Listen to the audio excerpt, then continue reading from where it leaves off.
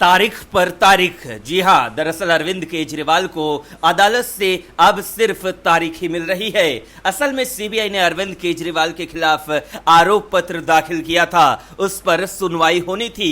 इस सुनवाई के दौरान सीबीआई के द्वारा दाखिल आरोप पत्र पर संज्ञान लेने या न लेने के मामले में 12 अगस्त तक सुनवाई को टाल दिया गया।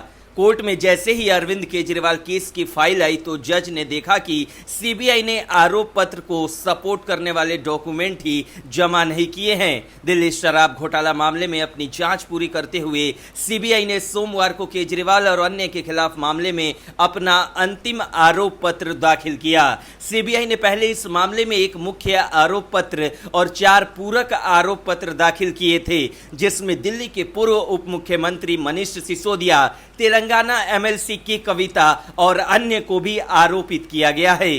सीबीआई ने आरोप लगाया था कि शराब नीति के 3 हितधारक शराब निर्माता, थोक विक्रेता और खुदरा विक्रेताओं के बीच प्रावधानों का उल्लंघन करके और नीति की भावना के खिलाफ एक कार्टेल बनाया गया था। सभी षड्यंत्रकारियों ने कथित तौर पर उक्त आपराधिक साजिश के अवैध उद्देश्यों को प्राप्त करने में सक्रिय भूमिका निभाई। एजेंसी ने कहा कि सोमवार को दाखिल किया गया आरोप पत्र मामले में उसका अंतिम आरोप पत्र है।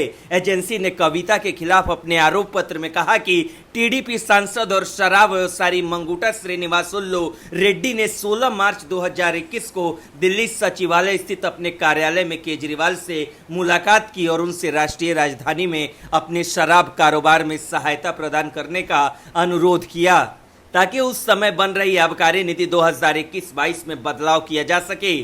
सीबीआई ने आरोप लगाया कि केजरीवाल ने रेड्डी को सहायता का आश्वासन दिया और उनसे कविता से संपर्क करने को कहा, क्योंकि वो दिल्ली की आबकारी नीति पर उनकी टीम के साथ काम कर रही थी। सीबीआई ने आरोप लगाया था कि इसके परिणाम स्वरूप सरकारी खजाने को भारी नुकसान हुआ और साजिश में शामिल लोक सेवकों और अन्य आरोपियों को अनुचित आर्थिक लाभ हुआ। इसके बदले में केजरीवाल ने कथित तौर पर रेड्डी को अपनी राजनीतिक पार्टी आम आदमी पार्टी को धन मुहैया कराने के लिए कहा।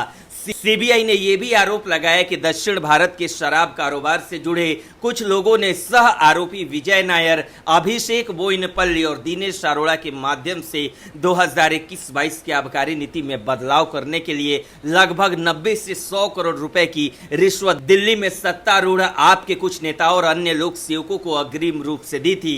एजेंसी ने आरोप लगाया कि यह रिश्वत बाद में L1 लाइसेंस रखने वाले थोक विक्रेताओं के लाभ मार्जिन से विभिन्न तरीकों से उन्हें वापस कर दी गई, जैसे अतिरिक्त क्रेडिट नोट जारी करना, बैंक हस्तांतरण और दक्षिण लॉबी के कुछ षड्यंत्रकारियों द्वारा नियंत्रित कंपनियों के खातों में बकाया राशि छोड़ना। ब्यूरो रिपोर्ट, न्यूज़ चौक।